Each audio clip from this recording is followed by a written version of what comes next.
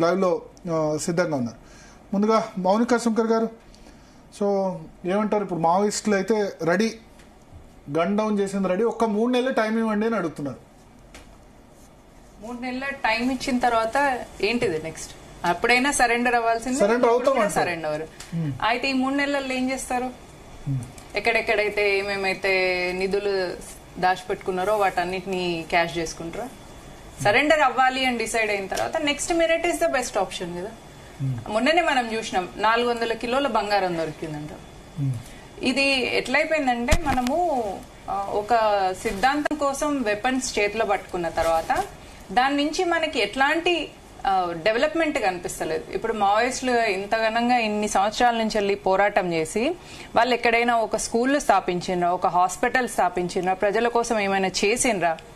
వాళ్ళు ఏ స్థాయిలో నుంచి మొదలు పెట్టినరో ఇప్పుడు బయటకు వచ్చినాక కూడా అదే స్థాయిలో ఉంటే మళ్ళీ ప్రభుత్వమే వాళ్ళకు పునరావాసం కల్పించాల్సిన పరిస్థితి వాళ్ళది.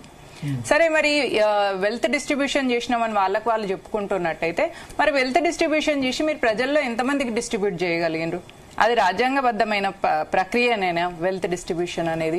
మీరు రాజ్యాంగబద్ధంగా మా ప్రాణాలకు రక్షణ కావాలి, రైట్ టు లివ్ అని మీరు మాట్లాడుతున్నప్పుడు వెపన్స్ చేతబట్టుకున్న తర్వాత మీకు రైట్ టు లివ్ అనే మాటకు మాట్లాడే అర్హత, అధికారం మీరు వెపన్ చేతిలో పట్టుకున్న తక్షణమే మీరు అధికారం, అర్హత కోల్పోయినరు. కాబట్టి ఎప్పుడైనా ఏదైనా హింసతోని చేయలేము. అందుకే అంబేద్కర్ గారు క్లియర్ గా కమ్యూనిజం అనేది ఒక విదేశీ సిద్ధాంతం, ఆ సిద్ధాంతానికి భారతదేశంలో చోటు లేదు అని చెప్పారు వారు. ఇందుకే చెప్పిండ్రు, ఎందుకంటే అల్టిమేట్లీ మీకు ఎండ్ రిజల్ట్ మీకు ఏముంటది అంటే, మీరు ఎట్లయితే ఒట్టి చేతులతో పోయినరో అదే ఒట్టి చేతులతో తిరిగి వస్తారు. కానీ మధ్యలంతా మీరు చేసింది ఏంటిది? హింస, వైలెన్స్. మీ వాళ్ళని మీరే చంపుకుంటూ వెళ్ళిండ్రు. మీరు గిరిజనులను చంపిండ్రు, ఛత్తీస్గఢ్ లో, బీజాపూర్ లో చంపిండ్రు, బక్సర్ లో చంపిండ్రు. వీళ్ళు తక్కువైనట్టు మీరు సెంట్రల్ ఆర్మ్డ్ ఫోర్సెస్ ని చంపిండ్రు, సిఆర్పిఎఫ్ జవాన్లను చంపిండ్రు, బార్డర్ సెక్యూరిటీ ఫోర్సెస్ జవాన్లను చంపిండ్రు. అంటే అల్టిమేట్లీ రక్త చరిత్ర తప్ప దీనిలో మీరు సాధించింది ఇంతవరకు ఏంటిది అంటే ఏం లేదు. ఎక్కడైనా సమాజంలో ఏదైనా, దేశం వ్యాప్తంగా మన సమాజంలో ఏదైనా ప్రాబ్లం వచ్చినప్పుడు దాన్ని అన్నింటినీ కూడా మనం రాజ్యాంగబద్ధంగానే మనం పరిష్కారం ఇంతవరకు తీసుకున్నాం, కానీ ఆయుధం చేతుల్లో తీసుకోలేదు. ఒక వ్యక్తి అట తనకేదో ప్రాణ నష్టం ఉందని చెప్పేసి వెపన్ కోసం లైసెన్స్ వెపన్ తీసుకున్నాక ఆవేశంతో, క్షణికావేశంతో ఇంట్లో వ్యక్తుల మీదనే కాల్పులు జరిపి చంపేసిందంట. లాస్ట్ కి హంతకుడైంది. తన ప్రొటెక్షన్ కోసం పట్టుకున్న వెపన్ లాస్ట్ కి తననే హంతకుడిగా చేసి జైల్లో పెట్టే పరిస్థితికి తెచ్చుకుంటున్నాం. ఈ ఆయుధాలు ఎప్పుడైనా కూడా మనిషిని అట్లే తీసుకెళ్తాయి. కాబట్టి కమ్యూనిజం అనే దానికి ఫ్యూచర్ లేదు అన్న విషయం అంబేద్కర్ గారు రాజ్యాంగం రాసినప్పుడే చెప్పిండ్రు. అందుకే మన దేశం ఎప్పటికి కూడా కమ్యూనిస్ట్ నేషన్ కాదు.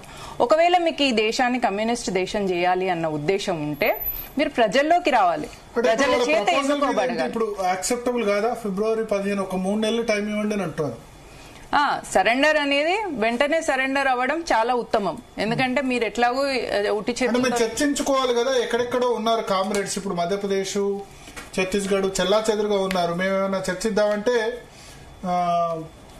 అవకాశం లేదు. అందుకని ఆల్ ఇండియా రేడియోలో కూడా టెలికాస్ట్ చేయండి అని వాళ్ళు రిక్వెస్ట్ చేశారు.